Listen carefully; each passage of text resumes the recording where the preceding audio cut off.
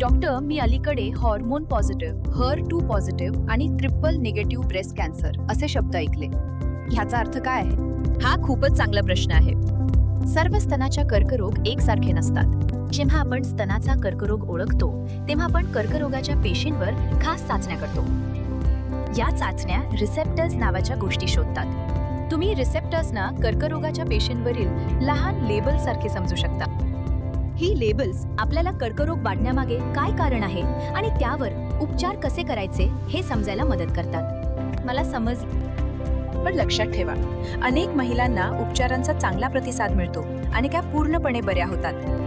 हे receptor switch सारखे असतात. चालू झाल्यावर कॅन्सर वाढवतात. बहुतेक महिलांमध्ये साधारण 10 पैकी 8 मध्ये स्तन कॅन्सर इस्ट्रोजन किंवा प्रोजेस्टेरॉन सारख्या महिला हॉर्मोन्स मुले वाढतो. याला हॉर्मोन पॉझिटिव्ह स्तन कॅन्सर म्हणतात. चांगली बातमी अशी आहे की आपल्याकडे अशी औषधे आहेत जी या हॉर्मोन्स किंवा त्यांच्या परिणामांना थांबवतात. हे उपचार अनेकदा खूप प्रभावी असतात.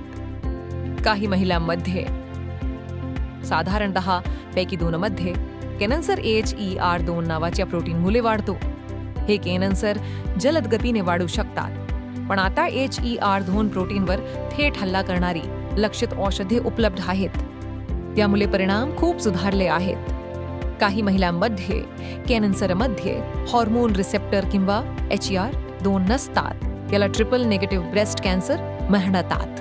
हे कॅन्सर अधिक जलद गतीने वाढू शकतात. उपचारांमध्ये प्रामुख्याने सर्जरी, किमोथेरपी आणि विकिरण चिकित्सा समाविष्ट असतात. हे नावं ऐकायला घाबरवणारी वाटतात. मला समज.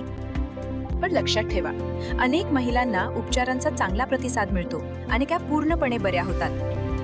लक्षात ठेवा, सर्व स्तनाच्या कर्करोग एकसारखे नसतात, पण लवकर निदान आणि वेळीच उपचार केल्यास जीव वाचू शकतो.